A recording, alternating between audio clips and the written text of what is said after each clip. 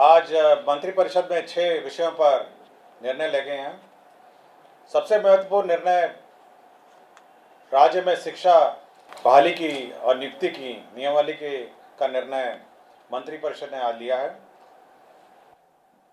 इस नियमावली का नाम होगा बिहार राज्य विद्यालय अध्यापक नियुक्ति स्थानांतरण अनुशासनिक कार्रवाई एवं सेवा शर्त नियमावली 2023। इस नियमावली के तहत अब जो भी नियुक्तियां राज्य सरकार शिक्षकों की करेगी वह अब राज्य कर्मी होंगे, राज्य सरकार के कर्मी होंगे। यह एक महत्वपूर्ण निर्णय है। इससे पूर्व आपको जानकारी होगी कि राज्य सरकार राज्य में पंचायत शिक्षक, पंचायत समिति शिक्षक और जिला परिषद के शिक्षक और नगर निकाय के स्थानीय निकायों के शिक्षक रहा करते थे। अब जो भी नई नियुक्ति होगी अब वो राज्य सरकार नियुक्त करेगी। राज्य सरकार नियुक्ति के लिए एक अलग परीक्षा आयोग के माध्यम से लेगी। तो एक आयोग जो राज्य सरकार निर्धारित करेगी, हो सकता है बीपीएससी, हो सकता है कोई भी आयोग जो है जो निर्धारित करेगी, उसके माध्यम से राज्य सरकार परीक्षा लेगी और परीक्षा के माध्यम से ही अब नियुक्तियां होंगी। इस नियुक्ति में भाग लेने के लिए जो अर्हता होगी वह मैं पढ़ देता हूं। इसकी नियुक्ति की जो अनिवार्य अर्हता है, भारत के नागरिक हों और बिहार राज्य के स्थायी निवासी होना चाहिए, ये पहली अर्हता होगी। विद्यालय अध्यापक के पद पर नियुक्ति हेतु राष्ट्रीय अध्यापक शिक्षा परिषद द्वारा समय समय पर निर्धारित शैक्षणिक एवं प्रशासनिक योग्यता धारित करते हों एवं विशेष विद्यालय अध्यापक के लिए अर्हता भारतीय पुनर्वास परिषद के अनुरूप अनिवार्य होगा। तो ये महत्वपूर्ण एक अनिवार्यता है। राज्य सरकार एवं केंद्र सरकार द्वारा समय समय पर आहूत शिक्षा पात्रता परीक्षा में उत्तीर्ण हो, परंतु वर्ष 2012 से पूर्व नियुक्त एवं कार्यरत शिक्षक जो दक्षता परीक्षा उत्तीर्ण होंगे के लिए शिक्षक पात्रता परीक्षा में उत्तीर्ण अनिवार्य नहीं होगा। विषय विशेष के लिए अलग से विशेष अर्हता का निर्धारण विभाग द्वारा समय समय पर किया जाएगा। तो ये बिल्कुल स्पष्ट होगा कि पहले तो आपकी जो परीक्षा होगी, जो क्वालिफाइंग एग्जाम है, जो राज्य सरकार और केंद्र सरकार के लिए पहले ली जाती थी, उसके क्वालिफाई करने के बाद ही आप सरकार द्वारा जो कमीशन के माध्यम से परीक्षा होगी उसमें आप बैठ पाएंगे।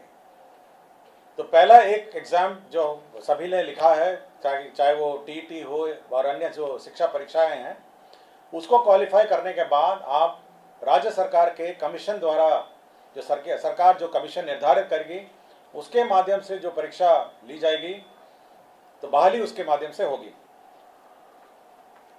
इसमें न्यूनतम आयु निर्धारित है 21 साल और अधिकतम आयु सरकार द्वारा निर्धारित की जाएगी। जो सरकारी नौकरी में अधिकतम आयु है वह होगी, लेकिन जो 10 साल की नियुक्ति वर्ष का जो छूट होगा, इस नियमावली के प्रवृत्त होने के पश्चात नियुक्ति के प्रथम संव्यवहार में अधिकतम आयु सीमा में 10 वर्ष की छूट दे होगी। तो इसमें नियमावली में 10 वर्ष का छूट का भी प्रावधान है जो लोग पूर्व में नियुक्त होंगे।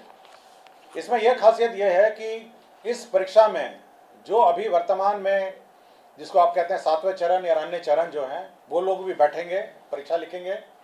और साथ ही साथ जो अभी तक जो शिक्षक नियुक्ति जो गैर सरकारी शिक्षक हैं, जो सरकार के जो नगर निकाय और पंचायत स्तरीय और स्थानीय निकाय के शिक्षक हैं, वह भी इसमें बैठ पाएंगे। तो सभी प्रकार के शिक्षक जो हैं, जो अर्हता रखते हैं, वह बैठ पाएंगे। और इस नियमावली के माध्यम से अगर अर्हता रखते होंगे तो कमीशन द्वारा जो परीक्षा ली जाएगी उसमें बैठेंगे।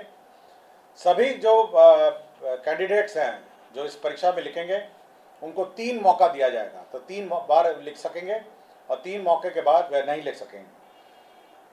जहाँ तक रिजर्वेशन की बात है, सारा राज्य सरकार द्वारा निर्धारित आरक्षण रोस्टर का पालन किया जाएगा।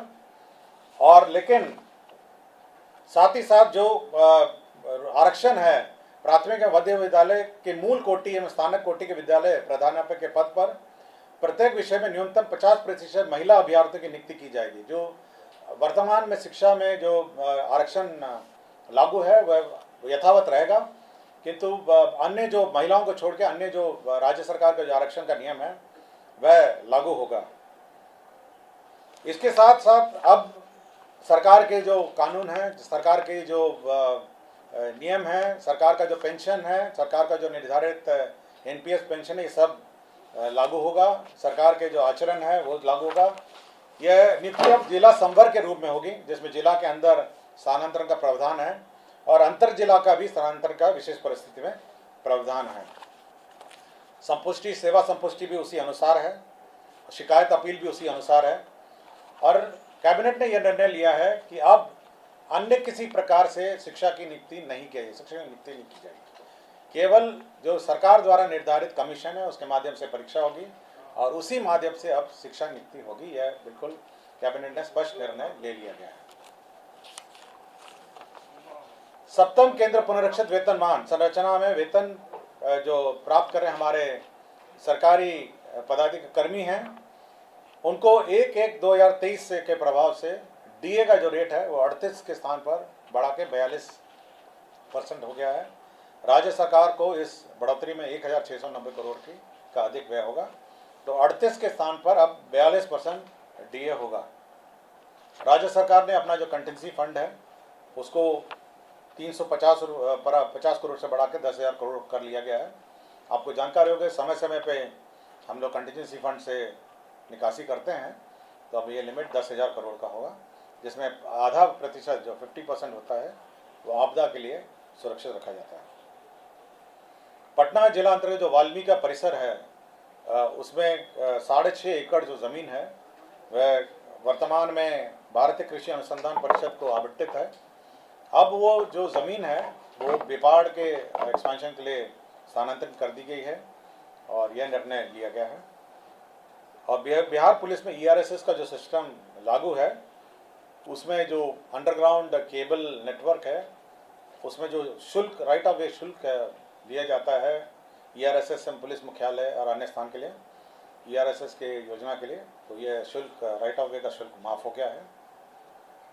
और एक पद सृजन का है जिसमें राज्य योजना मद में ग्रामीण विकास विभाग के अंतर्गत जवाहर ग्राम स्वरोजगार योजना के अंतर्गत सृजित जो 102 पद थे उसमें 53 पद अब स्थापना में प्रतिबद्ध परमानेंट पद हो जाएंगे और 39 पद है उसको सरेंडर कर दिया गया।